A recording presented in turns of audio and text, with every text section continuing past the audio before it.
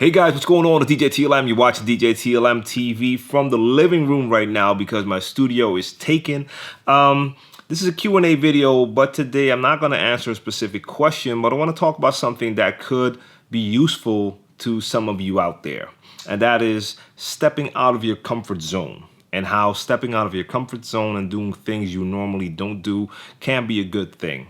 Now, the reason I bring this up is because my last two gigs were definitely way out of my normal comfort zone, so to speak. I had two gigs and I was a replacement DJ, so these gigs were kind of last minute, and I had to DJ with video. Well, I've done that before, so that's not really stepping out of the comfort zone. But the first gig was a 5-hour Michael Jackson versus Prince special, which meant that I had to play 5 hours of Michael Jackson and Prince videos, mostly videos, sometimes audio, but mostly video. Now, I love Michael Jackson, I love Prince, and I know their music, but I definitely do not know their music well enough to just play 5 hours of Michael and Prince. So their catalog is definitely big enough, but when I saw a lot of those titles didn't immediately mean anything to me. When I'm playing my normal music, I can look at the title and I know exactly what song it is, and I only know that with some of the Michael material and some of the Prince material. So this was definitely a challenge, and when they called me to do this gig, I had to just think for a second, okay, can I do this? I've never done that before, and do I want to do this? Well, since I did the gig, my answer was yes. I wanted to do this, and I was confident enough that I could make it work, but I also realized that I would be stepping way out of my comfort zone, and it worked out. It worked out okay. I'm not gonna say I gave a world performance, some of the best performances of my life these last two gigs, but it worked out. I did okay. The crowd had a good time, and it was a nice learning experience for me. Because when you step out of your comfort zone, you're gonna have to deal with obstacles. In this case, the obstacle of not knowing all the songs, which means you have to go through the songs faster to listen to them or to check out the video to see what it is. You're less comfortable with knowing which song would fit well together. And remember, this was a 5-hour Michael versus Prince gig, so you're dealing with Michael and Prince fans. So you cannot slack. You have to make sure that you do your best. And let me skip to the next gig real fast. That was next week. Also a video gig. In this case, it was 3 hours of Motown. Again, I like the genres of music when it comes to the artists that were signed to Motown, but this is a large catalog. Now, of course, not everything at video, but it's a large catalog. And there's also a lot of music in there that I normally don't play. I like it, but I don't play it when I'm DJing. So again, you're stepping out of your comfort zone. But when you take on obstacles like that and you overcome them, you get out stronger.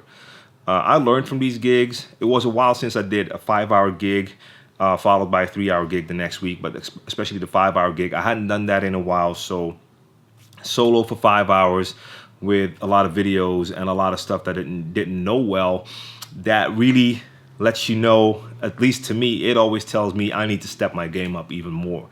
Because next time, if I get called to do 5 hours of video from a certain artist, I want to be able to say, like, I got this, and know that I can deliver my normal performance.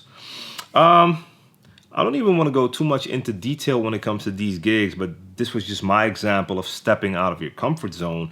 And there's a lot of different ways you can step out of your comfort zone. For instance, if you normally always make your entire track list for your set, you might try doing a freestyle gig instead. So don't make a track list.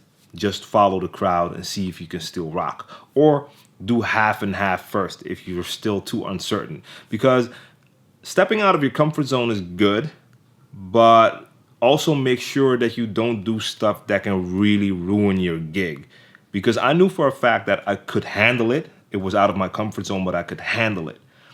If you know that you probably will not be able to deliver even a decent set, don't try stuff like that in front of a crowd first, but maybe even try it at home. You can also try stuff like that at home, just stepping out of your comfort zone. Start playing tracks that you like but normally don't play, or try to play 2 hours without making a track list, just to get familiar with different ways of playing.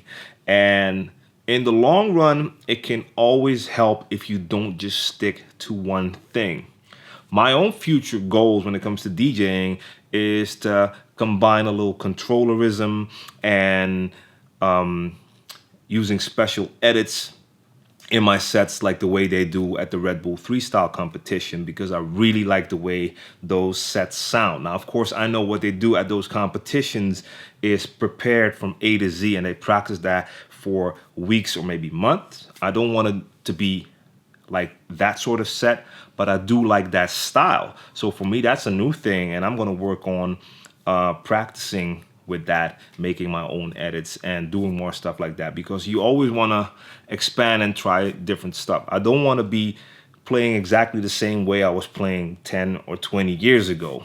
So I don't know, I just wanted to make this video. I just felt like talking about this for a second. So stepping out of your comfort zone, doing something you normally don't do, can be a good thing, but make sure that it's not something that could potentially ruin your entire gig. But looking at new things and different things is always good.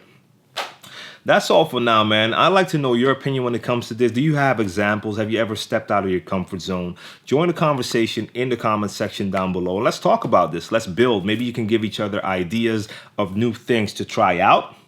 That can always help. You might tell me something that I can try out for my next gig.